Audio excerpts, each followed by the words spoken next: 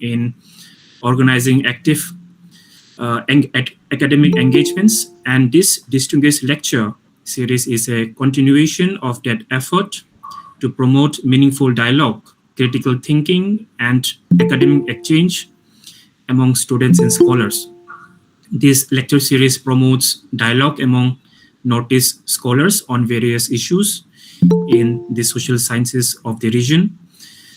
It explores the dynamic of governance and development in Northeast India with a focused reflection on Mizoram as a distinctive area. This Northeast perspective presents a variety of interesting models of relatively stable governance, strong civil society participation, and notable human development indicators compared to many other states in the region. The discussion also reflects on important historical developments, particularly the Mizo Peace Accord of 1986, which transformed the political landscape by establishing democratic stability and enabling developmental initiatives. Governance in the Northeast is characterized by decentralized administrative practices and active community engagement through institutions such as village council, along with the influential role of churches and civil society organizations.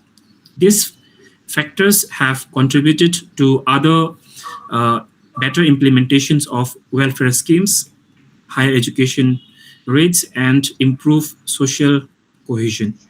However, certain challenges remains, including limited industrializations, dependence on central funding, infrastructural constraint, and geographic isolation. The discussion also examines sustainable development practices such as shifting cultivation and the transition towards more settled agricultural methods, emphasizing the need to balance ecological preservation with economic growth by analyzing Mizoram's governance model. This lecture aims to draw broader insights for policy formation in Northeast India, highlighting participatory governance, peace building, and context-specific development strategies as key drivers of inclusive growth. To formally begin the program, I would like to invite the President of Indian Research Scholar Association, Dr. Vikash Kumar, to deliver the welcome address. Sir, the time is given to you.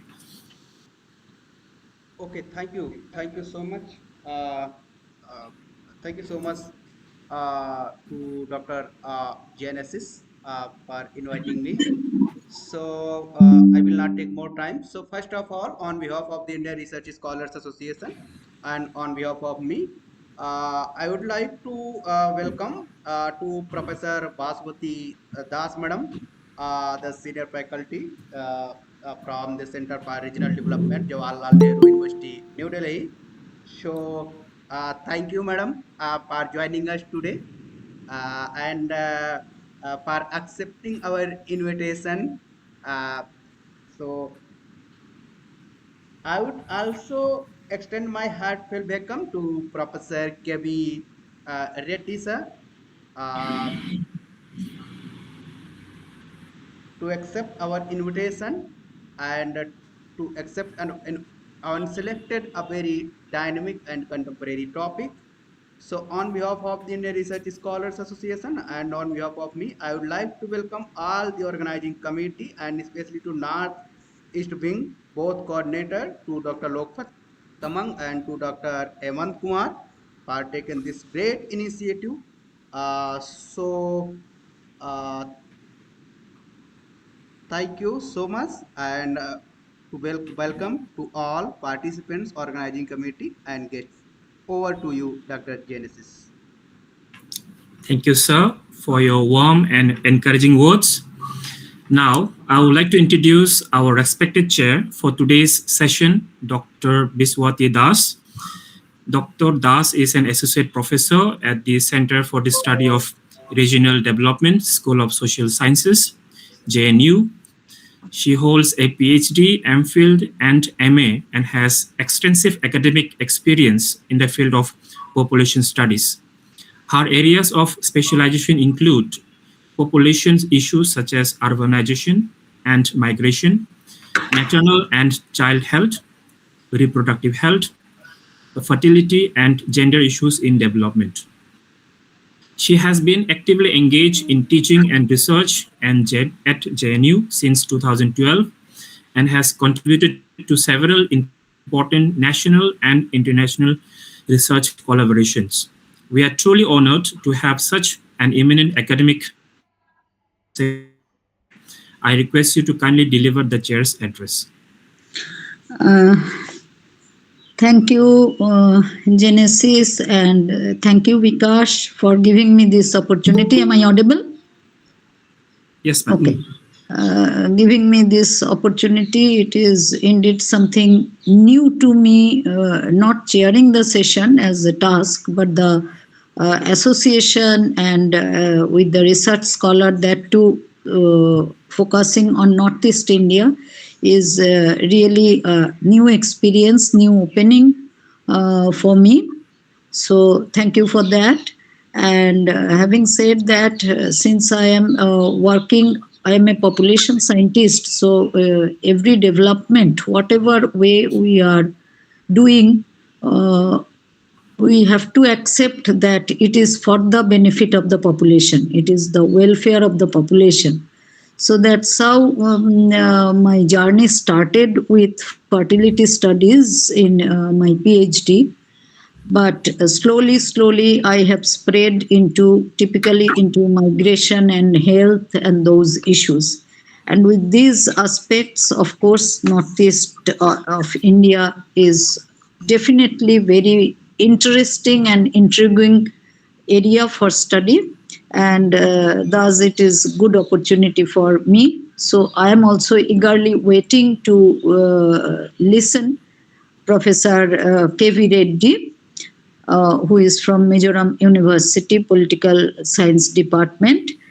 His lecture is on typically on social studies on the governance and development in the Northeast India with specific reflections from Mizoram.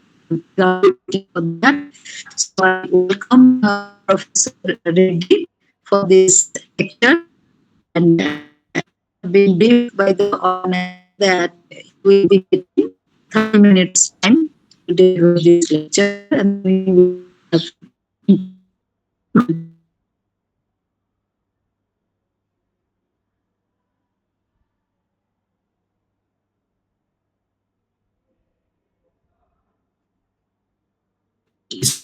Speaker, Professor Colon Vidyasagar Reddy.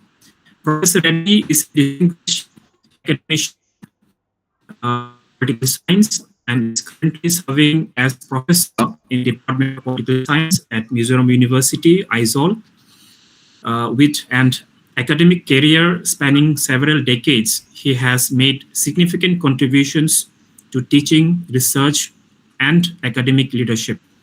He holds an MA, MPhil from JNU, New Delhi, and a PhD from Osmania University, Hyderabad, along with degree in law and science. His core research interest includes Indian politics, social movements, and Northeast India studies. He has guided 25 research scholars and has an impressive publication record with over 90 research publications and more than 200 popular articles. He has presented over 95 research papers and delivered more than 75 invited lectures. He has also served as head and chairman of the Board of Studies and has international academic exposure. We are truly honored to have such an eminent scholar today with us. Sir, I now request you to kindly deliver your lecture. Thank you, Dr. Genesis, Professor Bhaswati Das, Chair from JNU, and Dr. Vikash Kumar, who's President, Indian Research Scholars Association, who has been in touch with me for long, uh, inviting me to be participating in a program like this, but I missed on earlier occasions. And today I have this opportunity to be participating. And so, fellow participants, so I think it is first of its kind in the Northeast India to have this sort of program on behalf of your association. So for that, I should thank the Northeast Wing that's being coordinated by Lokpa Kamang and other friends. So certainly it's a privilege to be associated in a first ever program in this part of the country. Since the time given is 30 minutes, I think I shouldn't burden you all with, as you know, I don't know, the number seems to be around 15, maybe some more may join, but number doesn't matter much. Whoever is part of this program today will have some benefit out of this discussion. It's not talking that then others should simply be listening. In case of any observation, clarification, I expect you.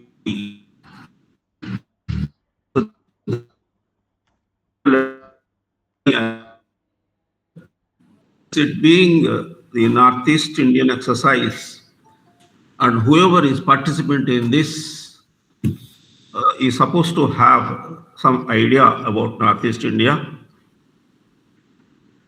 And therefore, the topic that I have chosen to do presentation in this connection need not be a strange one, and you all can easily follow this.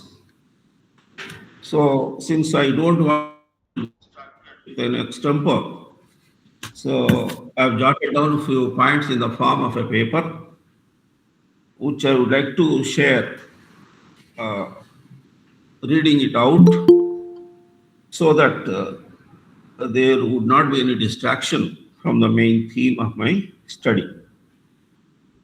And these are all based on my experience here as a teacher, researcher, and a writer for about a decade ago.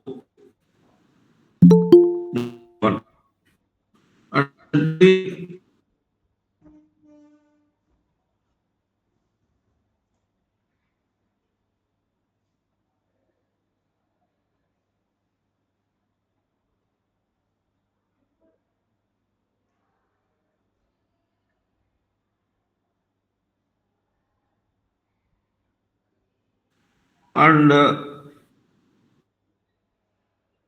my work in Northeast India, more specifically Mizoram, is of 14-year-old experience.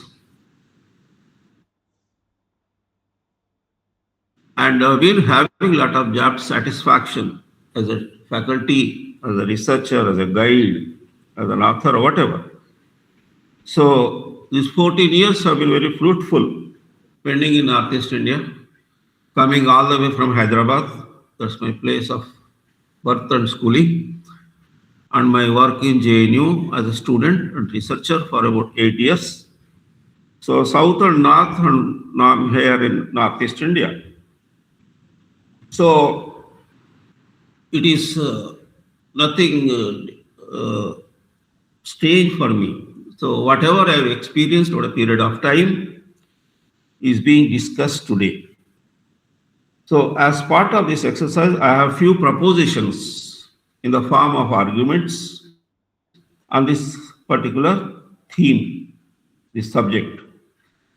All these propositions or arguments are interrelated, in a way, they are unique. They are reflections.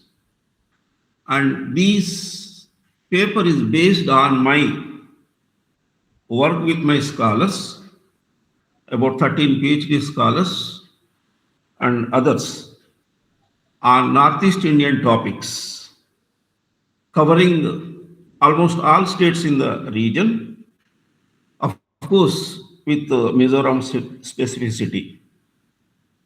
So, confined to this particular specific topic and time schedule, I would like to put across these read out. And most of these arguments are very self-explanatory. I put across in a very simple format, simple language. So it is easy for anyone to be following. So the paper goes like this. In the context of Northeast and analyze the state and non-state actors that would shape the governance and development of the regions. More than the state and government, it is civil society and its various institutions that played in democracy and thereby governance and development. This paper is aimed at highlighting the significance of social studies on the governance and development in the Northeast India, of course, focusing on Mizoram. So let me once again, as part of this paper reading, first of all, let me thank the IRSA and its Northeast organizing team for making me part of this program. Certainly, it's a learning experience to be part of your webinar programs now and then. And thanks for your invite. I am here today to present my reflections on the basis on this thing. This presentation is based on my academic activity in MZU. That's a Mizoram University. Hence, the focus on the specific case of Mizoram and how social and political studies of Northeast India have been explored in this particular paper. See, unlike an insider view, rather local perspective, I may be presenting my views as somebody influenced by the mainstream India. But unlike an outsider, I have internalized and inculcated certain local sentiments, perceptions, thanks to my MZU fraternity, Mizoram University fraternity, and its impact on my evolution as a researcher and faculty in the university. Some of my PhD scholars covered a range of topics that got observed on the issues and concerns of Northeast India include state and governance, rural development, election politics, voting behavior, mass media, religious dimension, civil society, political culture, public policies, civil center-state relations, local self-governments, women empowerment, besides social movements in Northeast Indian states like Arunachal Pradesh, Assam, Manipur, Mizoram, Nagaland, Tripura have been touched upon for their studies. Viewed in this backdrop, my presentation cannot but still be an outside observation. And this paper covers the civil society intervention in the governance and development of these regions. So I put across a few propositions on how civil society role in governance is focus of studies, social studies here. There may be other studies, but the center of attention has always been civil society and its various activities in different dimensions of life and struggles in this part of the country. So the first proposition argument is the Northeast, both hard and soft infrastructure is rich, geographically distinctive. Since the bordered region is of hilly terrain, hard infrastructure is yet not developed to any extent. While plain areas have their own natural advantage, the hilly terrains are at a physical disadvantage. Developing the hard infrastructural facilities like the roads and buildings is very difficult and of course costly. at a time when its economy is still dependent on the central funding. However, the soft infrastructure that comprises of various diverse local communities and their communitarian lifestyles is better than what it exists outside the Northeast regions. Second, unlike the mainstream India, the Northeast is smacked of a multitude of peculiar issues and contained concerns that deserve special focus of study. Exposed to about half a dozen Asian countries, the Northeast India has been faced with border state issues and problems. Besides a lack of physical connectivity and communicational issues that impede the process of integration of communities, intercommunity and intra-community rivalries contribute to conflicts and strife in the region.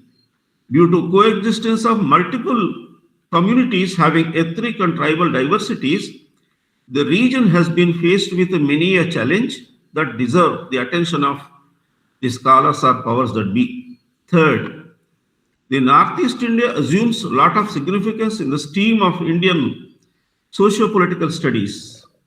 Although the bordered region contributes to scarce proportion of national geography and population, its political representation attracts the attention of political leadership at the national level and outside.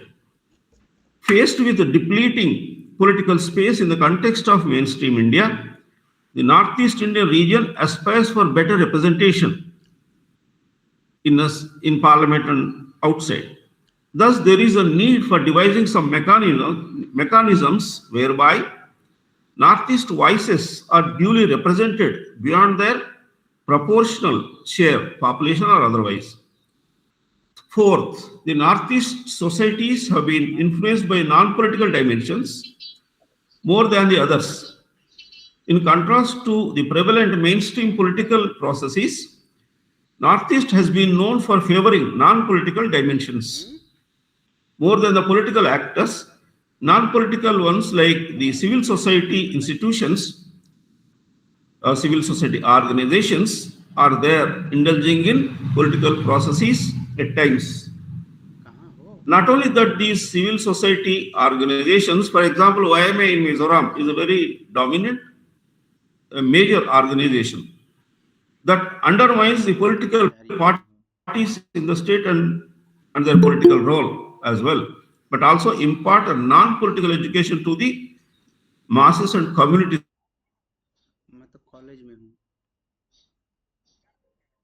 Tribalism, Christianity, and communitarian lifestyle play a bigger role in shaping the political development in the region. These socio-cultural and religious institutions, since nurturing the civil society organizations, and they shape the political process in the region.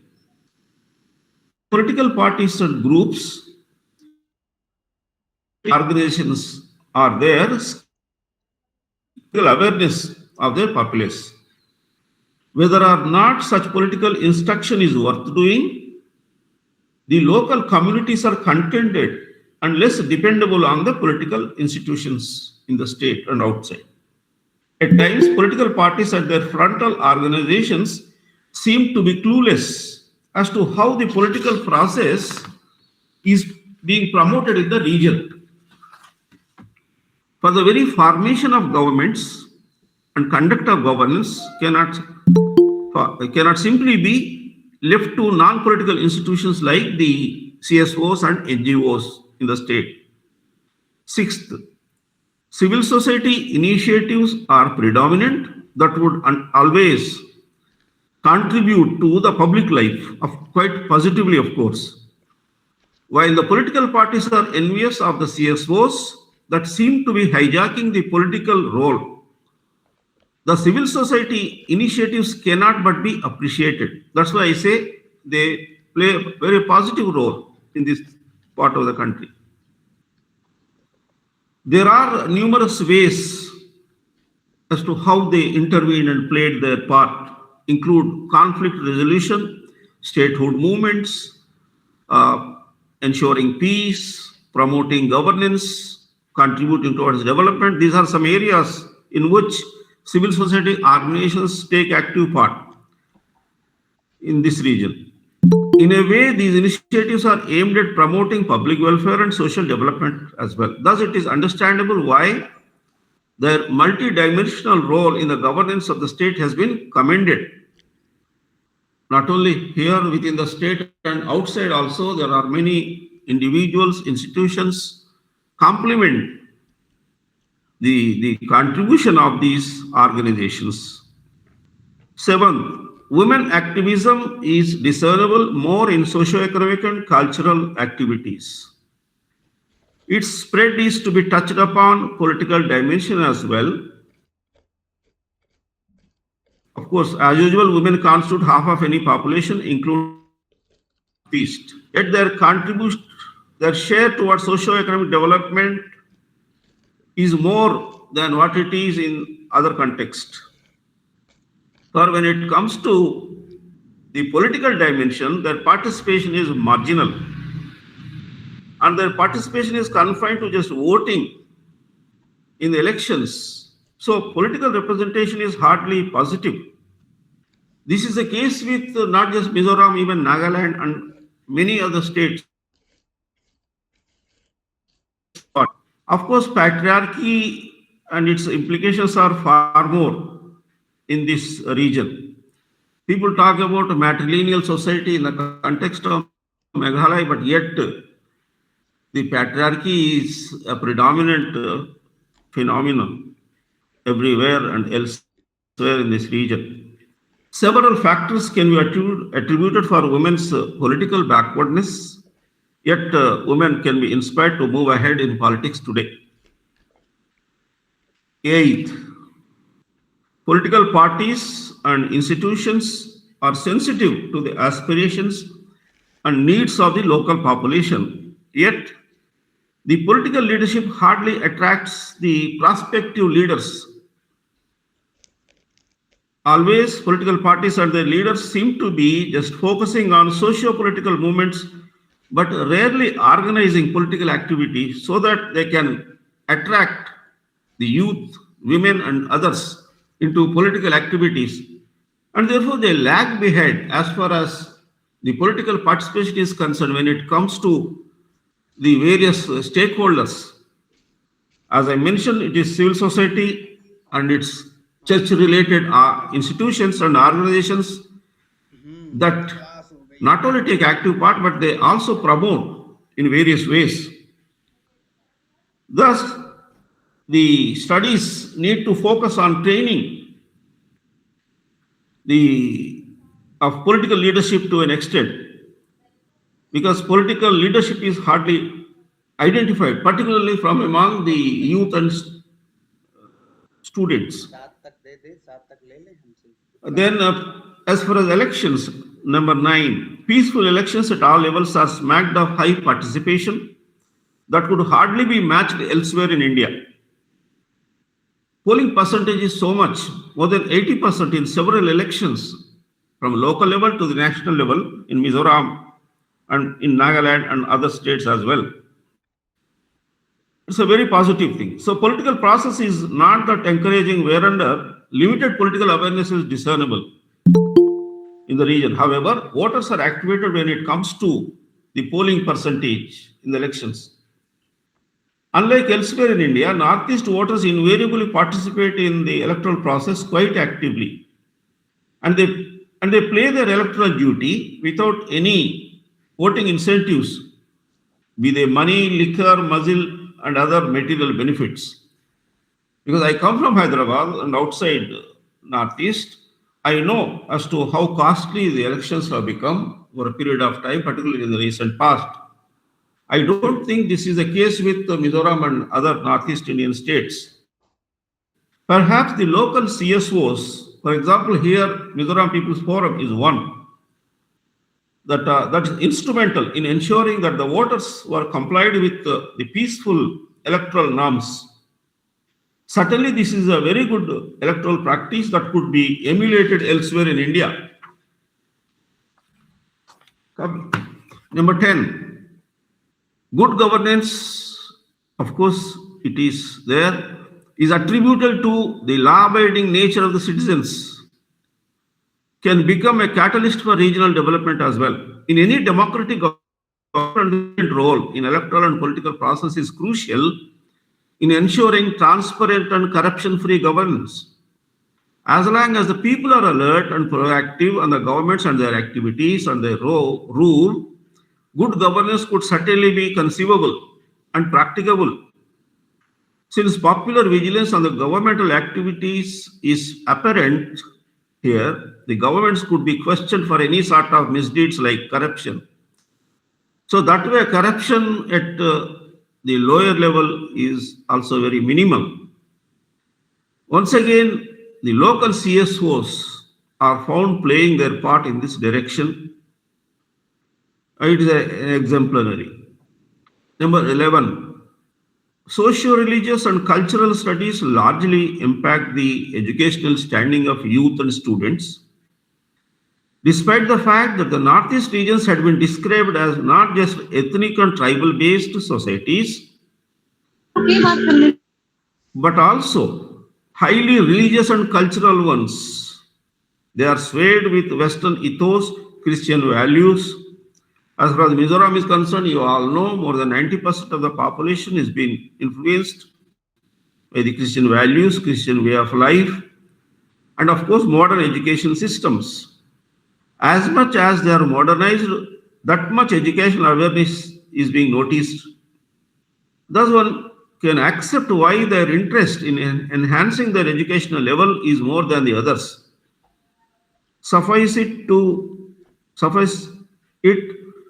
cite the case of high literacy levels in states like Mizoram, Nagaland, Tripura, and elsewhere. It is time I think Mizoram is declared as 100% literate state in the country. I think first one. Maybe after Kerala or side by side. So it is time they convert such high literacy levels into educational standards. Mere literacy is not sufficient. You will have to convert it into a level of education, level of knowledge base. So given their high literacy rates, competitive skill of the students and job aspirants deserve to be sharpened, because this is a problem that we notice in the region. We are a high literate state, but when it comes to competitive examinations at the national level, we are not in a position to project good figures. So that is a handicap. And the last proposition is like this. Globalization opportunities have hardly been grabbed in Mizoram and elsewhere in the region, Northeast region. Of course, their communitarian lifestyles that give primacy to fellow feeling more than the others seem to be restricting them to be confined to their regions. One can witness this sort of communitarian trend being evident at all levels in most of these societies. Certainly, this sort of doctrinate trend, dogmatic trend, is considered disablement in the process of outside exposure. Neither they encourage outsiders to settle down in the region, nor are they comfortable to migrate to outside areas. Perhaps this is the precise reason why the inner line permit, ILP, is required even today to enter, leave alone, settle down in a few states like Mizoram. There are about 3 states in the present context, and few more states are also demanding for this sort of inner line permits being introduced. So at a time when globalization is on and it is inevitable that we will have to live in a global village, I think something has to be done in this regard, because it will have its positive effects. Of course, there are some side effects, negative way, but it will certainly contribute to improve governance, and therefore we feel the local initiatives, the local institutions like civil society organizations, institutions have to take bold steps and influence regimes government so that the opportunities that are available, courtesy globalization, can be used in a big way. So to sum up, notwithstanding the hilly terrain handicaps, our regional developments have to be focused on boosting the local resources, very rich local resources, and promoting wealth generation projects through exploring natural resources. Lot of forest wealth is there very much here, and inherent embedded in these regions are a lot of natural resources, mineral wealth, oil and natural gas are also possible if proper exploration is undertaken. Of course, tourism can be boosted further and further. And this and other northeastern states are border states, and Mizoram and Manipur, for example, have got this connectivity towards our Southeast Asian nations. And so we can also derive lots of benefits of development. But provided the civil society institutions realize the significance of this gateway and all other related aspects and act accordingly. It is time the local youth, in particular, and women are reoriented towards exploring new opportunities to strengthen their independent economic base, because there's a complaint about northeastern states, hilly states, that were dependent on central funding. Special status states like these have always been supported by the central government in a big way. So this cannot last longer. We cannot expect this sort of relationship to continue. Also, time has come to stand on our own feet. Therefore, we'll have to generate wealth in this part of the country itself. Eventually, their economic development would lead to their social and community development once for all. Since the civil society, not the state per se, play a major role in the process of governance and development, our social studies have been focused in this direction. So this is what I thought I should share in this connection. Hope I've taken my time. Thank you, one and all. If there are any issues, clarifications, observations, questions, please you can raise. I'd like to respond if time permits. Thank you. Thank you so much, sir, for your such an enriching and insightful lecture. Now, before we go to question answer session, I would like to request our respected chair, Professor Bhaswati Das, to kindly share her reflection on today's lecture. Ma'am, the time is given to you. Yeah. Thank you. It's indeed very enriching lecture, and Professor Reddy has nicely pointed out some of the points which should be, since it is Research Scholars Association, so I think the scholars should be encouraged to give their reflections in this research by picking some of the points which I thought as interesting to me. How he has pointed out that there is certain kind of geographical determinism by its remoteness, by its ruggedness, and the nature what it has given it, the Northeast. However, he has pointed out that we should not stop developing ourselves by considering the geographical determinism, because in the era of globalization, we are looking more towards geographical possibilism, that within those local resources, there are several possibilities which are there.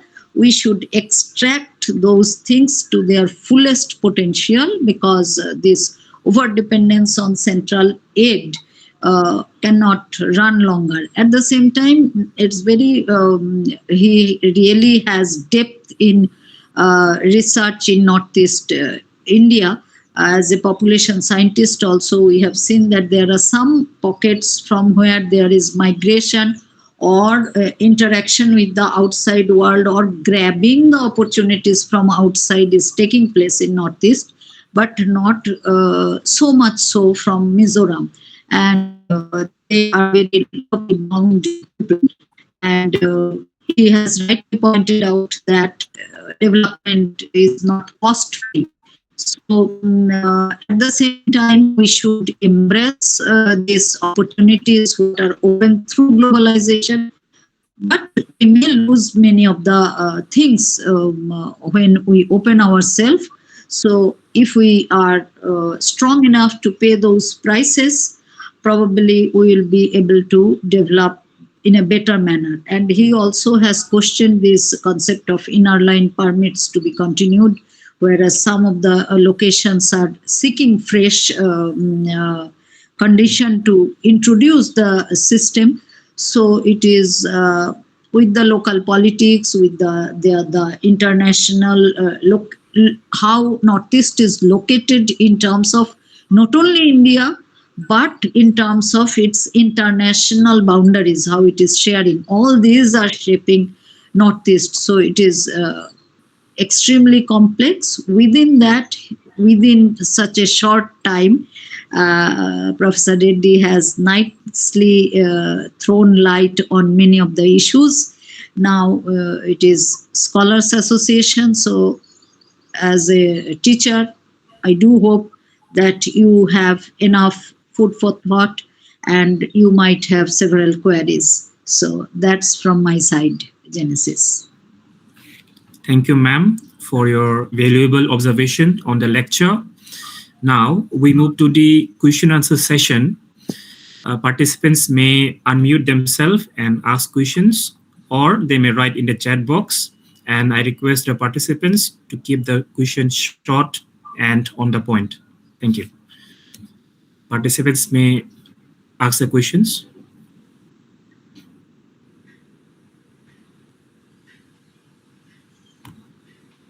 I have one query. Can I ask?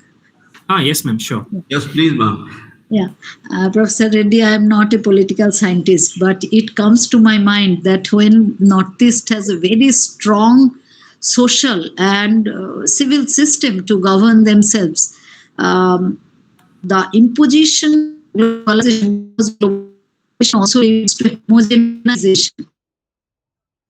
We try to see everything in similar kind of lens. We think this is the development, so everyone has to enter into that box to call themselves development. Because to my mind, I think if we can change the indicator how we see development, Northeast is quite developed. If we see their carbon emission is very less, they practice very sustainable lifestyle, they are literally better educated people, they have several conventional wisdom to understand the nature, which is the pillar of sustainable development. So if you can reflect on that. Okay. Thank you, ma'am. You are a fellow teacher like me. So, yes, what all globalization offers is not to be welcomed. Globalization is giving us some opportunities, but at the same time, if you get into it too much, we will have adverse effects as well. And therefore, we will have to be selective. One. Secondly, it's not like one nation, one thing like that situation also. It's a country of countries. That is how I look at India. Multinational, multicultural, multi-religious entity is what is India. So whereunder we need to protect diversities. So something common may be fine. So unity in diversity is how we project ourselves. And so is the case with specific community, specific situations, and their lifestyles have to be preserved, promoted, protected. At the same time, certain opportunities have to be welcomed, have to be accepted. So some sort of balance has to be maintained. Only then can we boost our local resources, sharpen our local talents, while accepting the outside opportunities. So yes, as you rightly point out, these local resources are so rich, they're unique. That's why I pointed out here and there that certain practices here, certain best practices, that means, have to be explored more and more. And some of us from outside Northeast can also emulate, can also make use of these in our systems. So, as far as central funding, so it's a warning signal because these states have been relying upon central funding for long, but I think it's come, times have changed, circumstances have changed. So we do expect some realization has to come about from this part of the country as well, and they should think along these lines. So only when you rely upon yourselves economically as well, then you may lead self-respecting lifestyles. Okay, otherwise dependable life is not to be appreciated within the region or without. Yeah. I don't know if I've answered, but I'm not here to answer your queries. No. You don't know, but it's a discussion. Reflection, Right? your reflection, yes. You're free to raise what all you have in mind and let others respond in whatever way they want. But I appreciate your observations, ma'am. Thank you. Thank you. Thank you, sir, for your response. The floor is still open for questions. If anyone is interested to ask any more question to sir, may please Hello, sir. unmute yourself. Yeah, Hello, please sir. go ahead. Yes, Sir, please. so myself, Shadur Rahman from Assam. So, sir, I have a Please. concern about the border issues of northeastern states. Sir, Yes. we have seen that the border issues basically Assam, Nagaland, and what is happening. That how the border issue has. Assam, Mizoram Hello, sir. also. Yes, sir. All the entire state, northeastern state. So, how the border issue is reflected in the geopolitical crisis of North Indian state, and how it affects the ethnic identity of the northeastern peoples also. I mean, border disputes within the region. That's Yes, what sir. I was referring to. Intra-region, intra-state conflicts are there, whether it is between government, Manipur and others. These are bound to happen. You see, borders are not clear-cut lines. They are all imaginary in a way. So we are bound to have these sort of disputes, but at the end of the day, within a country's framework, within the constitutional framework, such disputes can be settled, provided central government plays the role of a mediator, and that way they need not be going beyond our control.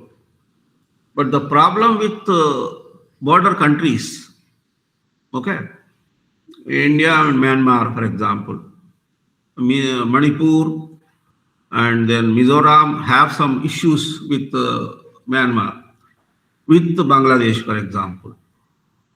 And therefore, we are having, besides many other problems, illegal migration, whether it is Rohingyas or Chins from Myanmar.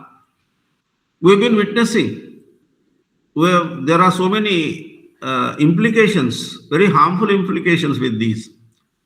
Mizoram population has become a victim Central government is not in a position to extend its support. Yet the state is somehow managing it. I don't know about Manipur. Manipur has its share of problems. So the northeastern states are bordered with half a dozen countries.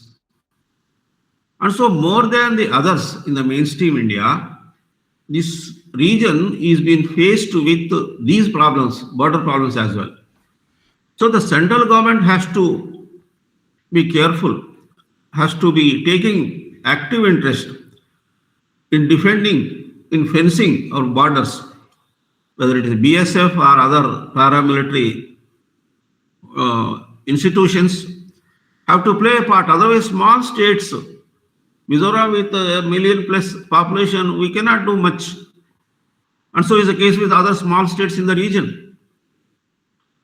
So I think central government has a role to play as far as border disputes and illegal migration or other cross-border terrorism or things like these are happening.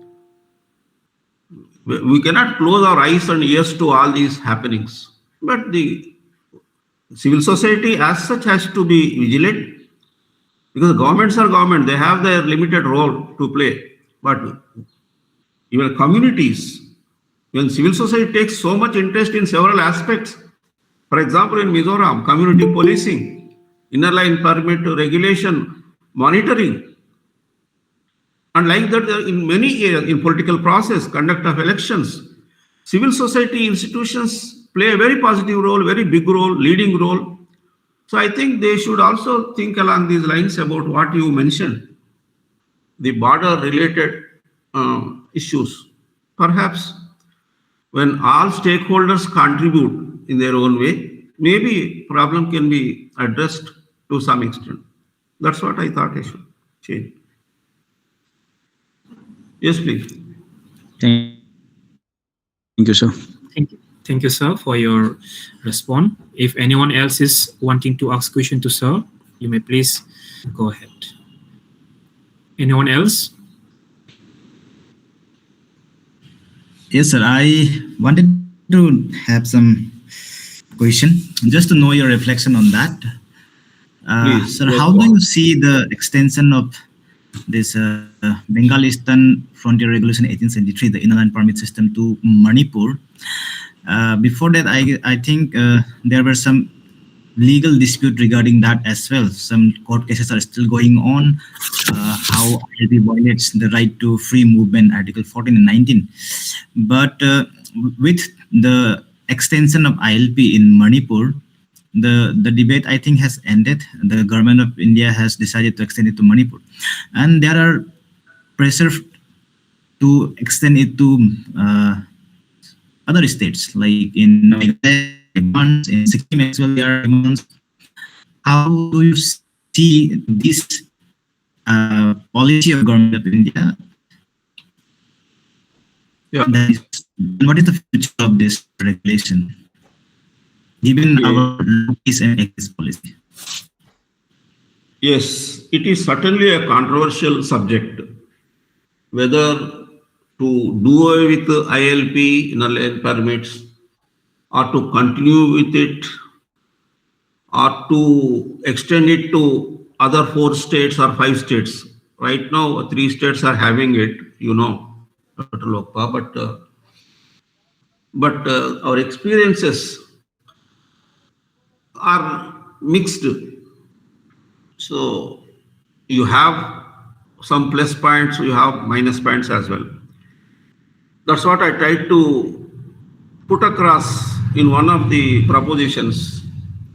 The time has come to think along these lines, whether to open up ourselves at a time when opportunities from outside Northeast, outside India are happening.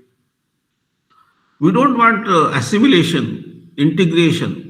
We don't have to accept everything in toto, but to the extent possible, to the extent it is necessary, we will have to welcome, whether it is foreign capital, foreign technology, foreign knowledge, foreign resources. What I mean by foreign is foreign to Northeast. So that's what you have to maintain a balance. At the same time, yes, there are apprehensions in the local communities. Yes, like in Kashmir. See, the local, we do have in other states as well, local level reservations, for example, in Telangana.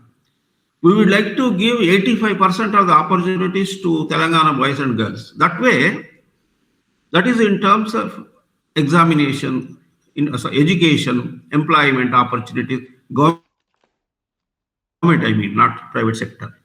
So you will have to see where you need the outside support or where you can export your products outside.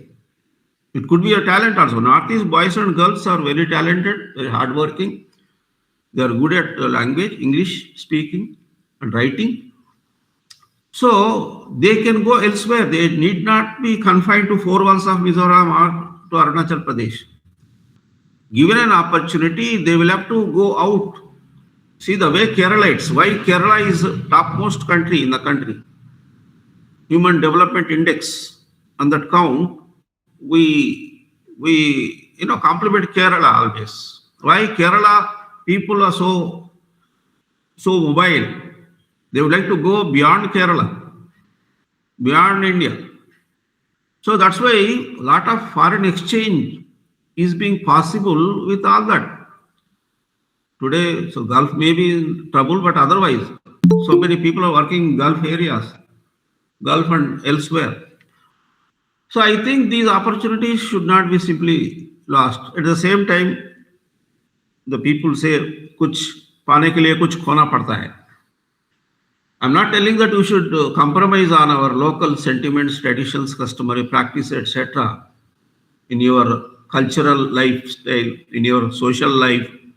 You preserve all this, you maintain all this. But when it comes to economics, when it comes to politics, when it comes to development, when it comes to boosting your tourism, for example, why lots of tourists go to Shillong alone or maybe Darjeeling area in this part? Why not other states in the region? We have lots of tourist spots.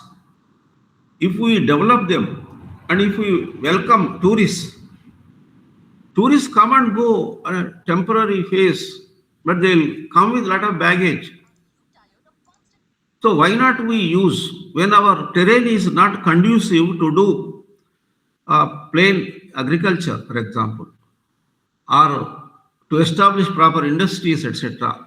So why not we move into different directions? Service sector can be developed with the use of local, the talent, those who have good skills in English and other languages, and also tourism, and also as far as forest wealth is concerned, what is that? The forest wealth which we export, all this can be medicinal plants. So all these can be boosted. Can we do ourselves on our own, or do we need the expertise from outside? We shouldn't have reservations on this. Okay. So I think some sort of balance has to be there while respecting local sentiments, local feelings. We should also offer them these things and let the new generation, boys and girls of this generation, should think along these lines in retrospection, and they should also introspect themselves, and through civil society they can convey to the concerned government, be it state government or central government. That way I think we can overcome this as well. Thank you. Thank you, sir, for your response. If anyone else is willing, this will be the last question. Can I not? It's not a questions. Can I add to some observations to the sir's ideas and thoughts? Can I? Sure. So what happening to ILP? In my view, if you look at the current era, in the military, they have established for their own convenience under the Bengal Fund regulations. Since that time and at present time, is fully preserve the cultural and the ethical identity of the ethnic people of these regions where the ILP is established. So what is happening that the multifaceted dimension of culturalizations in this area still in a big questions, because the ILP is itself posing challenges to this area, whether they will accept to their own to preserve their own identity. For examples, this type of it becomes now a hurdles for communications, for development, for better socialization process. I think the time is I think the time is very important that we need to look at the ILP, whether it will be in force in this area or not, because ILP is not only solutions to preserve the ethnic identity of this area of this states. So it is a time to relook at the ILP, and I think under the Indian constitutions, every citizen needs to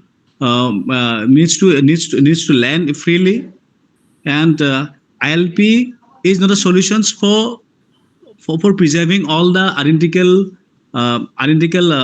facilities aspects of this ethnic peoples. What they think, I think the time is very important to know about whether the ILP is is necessary for this area or not, because now Assam is also demanding for ILP.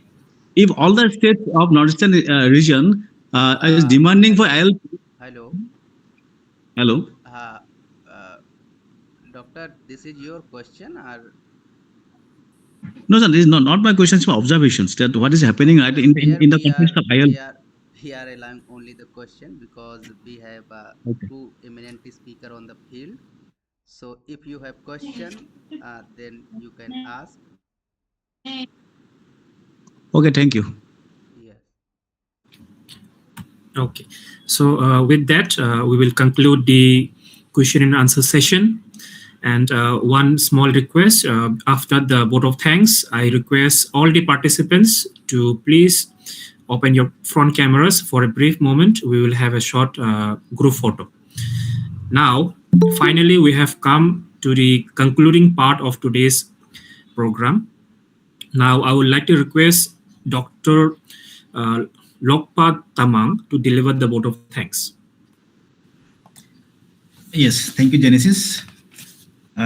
First of all, from the Indian Research Scholars Association and from the Northeast Wing, I would like to extend our deepest thanks to Professor Bhaswati Das for chairing the session, presiding over the session. And I would like to thank our speaker, Professor K. Vidyasagar Reddy sir, for his enlightening session, very thought-provoking session, and sharing his expertise and his observation on the state of Mizoram. And I'm also thankful to the organizing committee members for organizing this lecture series in a very short notice. And also thank you to Dr. Vikash Kumar for coordinating the session. And thank you to all the participants, the executive members of IRSA and EC members of IRSA Northeast Wing. Thank you so much. Thank you, everyone. Thank you. Thank you to Dr. Tamang for your vote of thanks. Now I request all the participants to please open your front cameras for a brief moment for a group photo.